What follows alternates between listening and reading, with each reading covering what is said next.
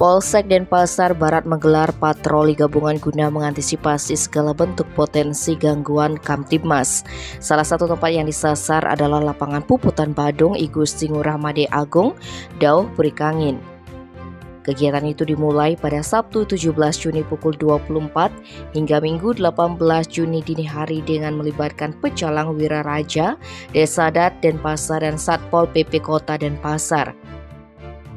Kapolsek Denpasar Barat Kompol I Gusti Agung Made Ari Herawan memimpin langsung patroli tersebut.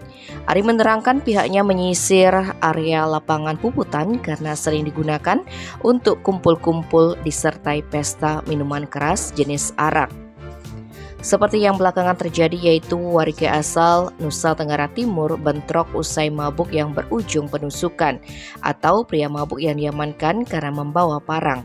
Alhasil masyarakat jadi resah, merasa tidak aman dan tidak nyaman untuk beraktivitas di luar rumah. Maka dari itu patroli ini sangat diperlukan sebagai antisipasi dan cipta kondisi situasi Kamtibmas. Tim Bali Express melaporkan.